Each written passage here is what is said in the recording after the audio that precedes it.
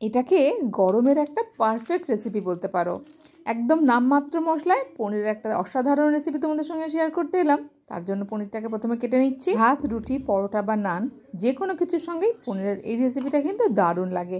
অথচ একদম অল্প মশলায় এই পনিরটা রান্না করব। এখানে অল্প একটু আদা নিয়েছি আর নিয়েছি অল্প একটুখানি মৌরি, তার সঙ্গে একটুখানি গোলমরিচ দিয়ে দিলাম। এখন একটু ভিজিয়ে রেখে দেবো, ভিজিয়ে রাখলে বাটতে একটু সুবিধা হয়।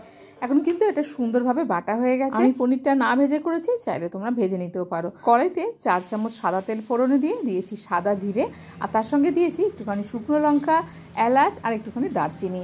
ফোড়ন থেকে সুন্দর গন্ধ বেরোলে ওই যে বেটে রেখেছিলাম মশলাটা, তার সঙ্গে একটু দুধ মিশিয়ে এখানে দিয়ে দিয়েছি।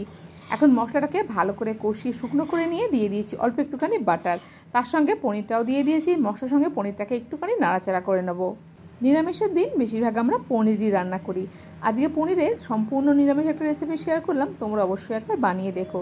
এখানে পনিরটাকে একটুখানি নাড়াচাড়া করে নিয়েছি মশলার সঙ্গে, তার সঙ্গে দিয়ে দিয়েছি পরিমাণ মতো নুন আর একটুখানি ব্রাউন সুগার দিয়েছি। তার সঙ্গে দিয়ে দিয়েছি 1 কাপ দুধ আর 1 কাপ জল। ভালো করে ফুটিয়ে গ্রেভিটা যখন একটু ঘন হয়ে আসবে তখন নামিয়ে দেবো। ঠান্ডা হলে কিন্তু গ্রেভিটা আর একটু ঘন হয়ে যাবে। ভাত, রুটি, পরোটা সব কিছুর সঙ্গে পনিরের রেসিপিটা কিন্তু দারুণ লাগে।